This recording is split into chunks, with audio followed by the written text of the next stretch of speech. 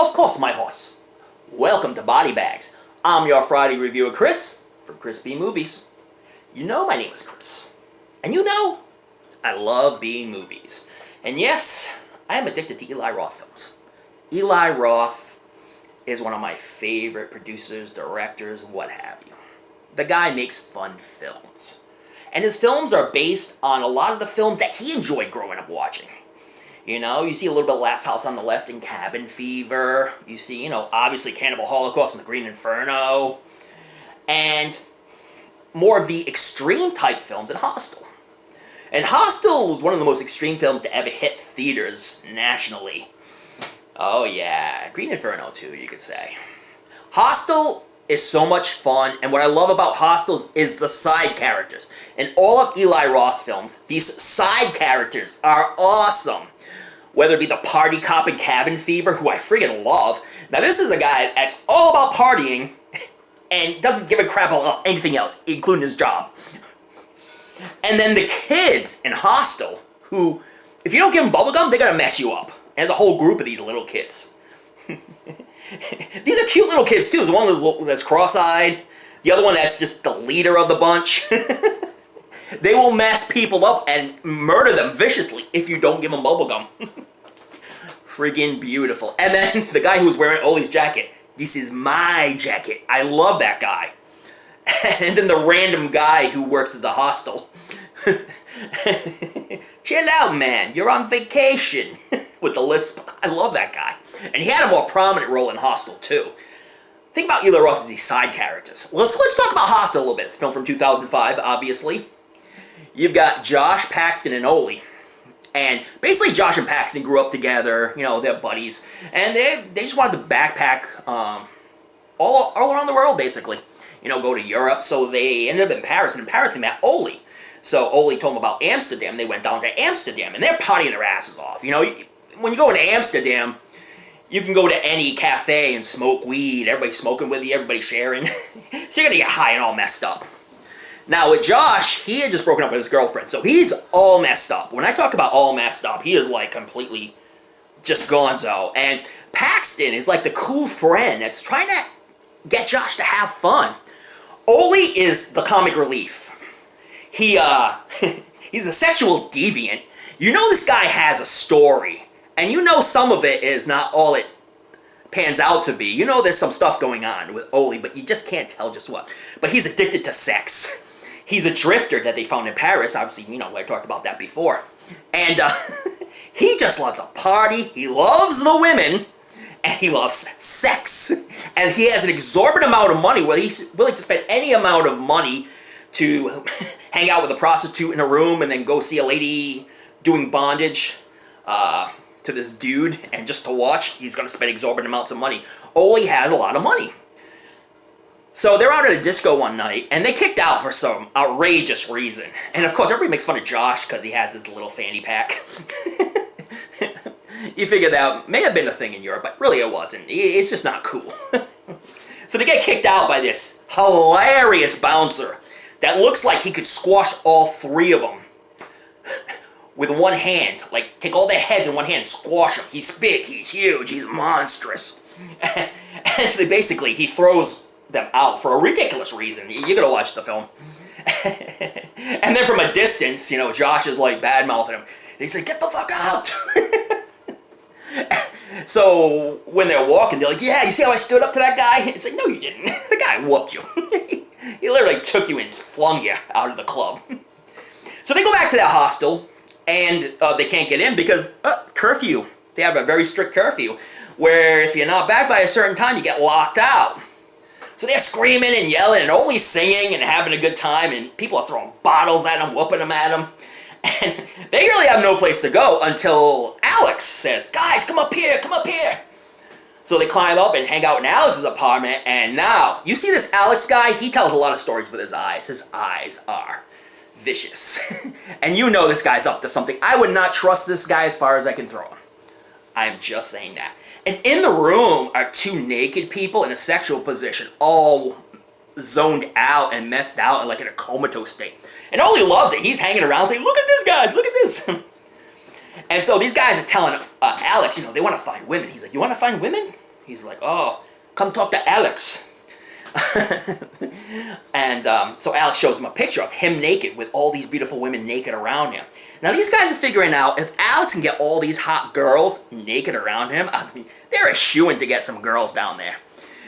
Josh doesn't really trust it though, and he seems to be that smart guy of the bunch. But Paxton's like, look, when we go back home, we gotta get back to the grind, man. We gotta study. We're going to college. This is the end of the fun, man. You know, this vacation is the last bit of fun we're gonna have for a long, long time. So let's do it. So finally, they all decide to do it, and Oli is down for it. And they take Alex's word, and they go to this place, Slovakia. Now, Alex said that Slovakia, he's like, women go crazy for men with American accents. He's like, all you gotta do is just take them. So they are so down for it. So they're going on their way up, and on the subway, they meet this Dutch businessman who kind of sits with them, and he's kind of freaky, man. This guy has freaky, and this guy also has stories to tell. We don't know all of his stories either. We find out he has a daughter. Pretty cool. But he takes out a salad and starts eating with his hands. So Pax is like, dude, do you want a fork or something? And he's like, no, I prefer to eat with my hands. He's like, people lose a relationship with food when they eat with utensils. Which I found to be totally hilarious. Like, where did they come up with that? It's just so random. But this Dutch businessman kind of makes advances to Josh, and Josh flips out and says, get out of here! You know, because Josh is going through some stuff. And you can tell he's going through some stuff. He's going through some rough times. So the guy takes off. But you're going to find this guy later on in the film. How this guy is a vicious killer. And he's pissed off because he always wanted to be a surgeon. But because he had shaky hands, the boys would never pass him. And he is responsible for doing the most killings in this film. And he has a daughter. Well, I guess, you know, a lot of the serial killers we have in this world, they have kids and families and stuff, right?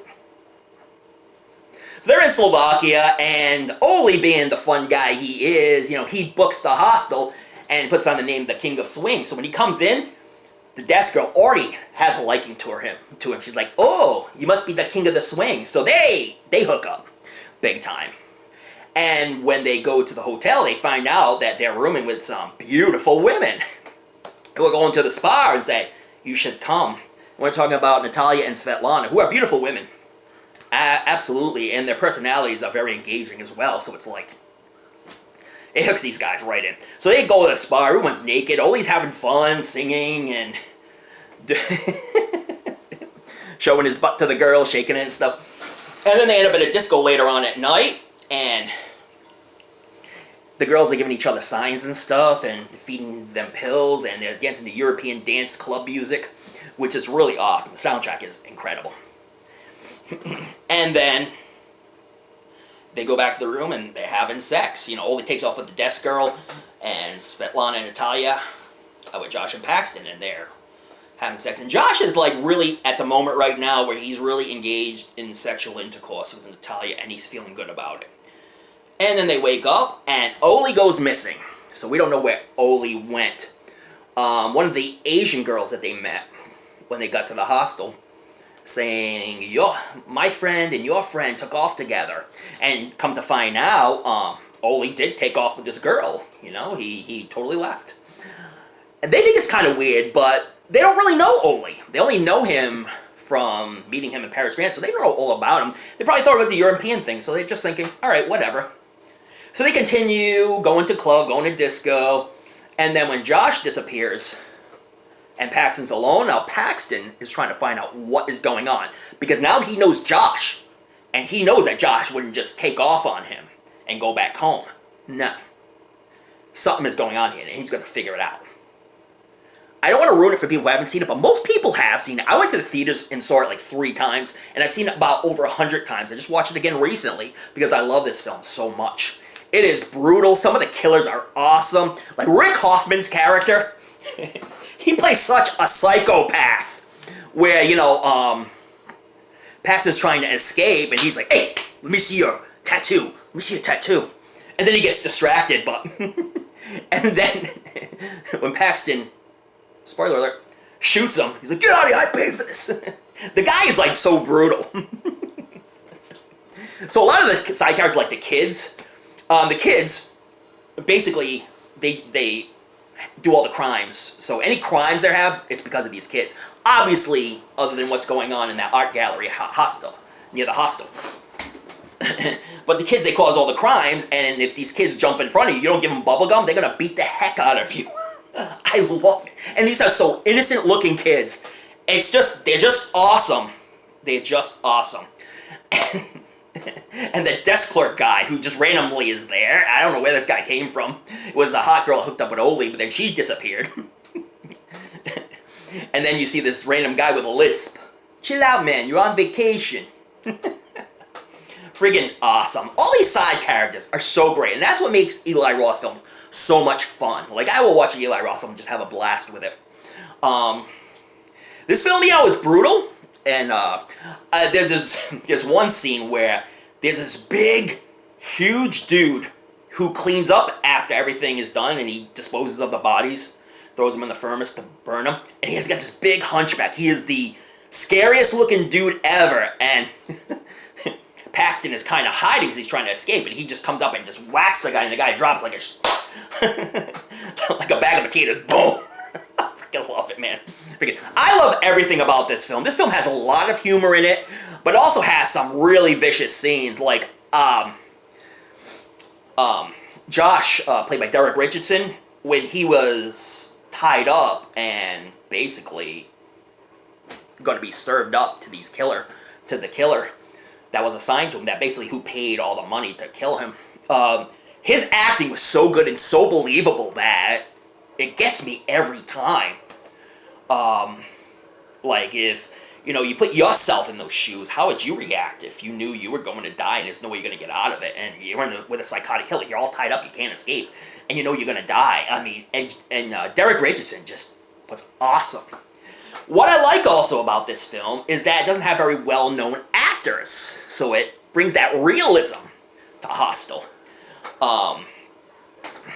One of the killers who basically was getting Paxton, this guy is so crazy. He wanted to just kill an American, like badly kill an American, and Paxton started speaking in Russian, and then the guy was like, it just kind of confused him, and it set him up to eventually get killed. So basically what happens in this hostel is when you go to a hostel, they take your passports, and basically they put all the information online, and then people bid, and the winning bidder is the person who's going to kill you. They bring you to this filthy, disgusting, what appears to be an art gallery, and you'll be at a disco, they'll feed you some drugs in your drink or give you a pill, you'll pass out and you'll wake up all tied up with a killer who paid thousands and thousands of dollars to kill you, because over there it's legal. And people will bid and spend big amounts of money, $25,000 to kill an American, there's a certain amount to kill an Asian and a European, but most people want to spend the big bucks to kill the American. And basically, it's legal to kill. One of the greatest cameos in all of film history is Takashi Miike in there. So when Paxton gets out to the art gallery, where he's going to get tied up, basically, he sees Takashi Miike. And he's like, he asks him a question about what's going on in there. And Takashi Miike, so cool, looks at him and said, "Be careful." And Paxton's like, "Why?" "You could spend all your money in there." One of the coolest cameos ever. When I went to the theaters, I knew who Takashi Miike was. And I popped, like, "That's Takashi Miike." And everyone just kind of looked at me, dumbfounded. Like, they didn't know who Takashi Miike was. And so I basically said, "Takashi Miike watches films." I'm sure at least a few of them may have watched Takashi Miike films. But Hostel is a 10 out of 10 for me. 5 out of 5 for me. I love this film. I'll continue to watch it. I could watch this on an endless loop and still love every minute of it. And I also love Hostel 2 a lot. Hostel 2 is fantastic. And it's a strong film for women. Let's just say, especially in the ending. But yeah, check out Hostel if you haven't. Check out any and all Eli Roth films, because Eli Roth films are a lot of fun. And for me, it's all about those side characters that really are random and just make you laugh. So definitely check it out. Check out all the other reviewers. Big heavy hitters coming up this week, doing some great stuff. If you want to comment, please comment below, right over there. If you want to like, please subscribe to BodyBags. We really appreciate it. And Crispy Movies as well. I got my own little channel. So check me out. And most importantly, don't forget to watch those late night horror movies. Read up on your latest Fright Mags. Please don't forget to tune into another episode of a show we call BodyBags. Or I'll send my recruiter Alex after you. He'll give you a one-way trip to Slovakia.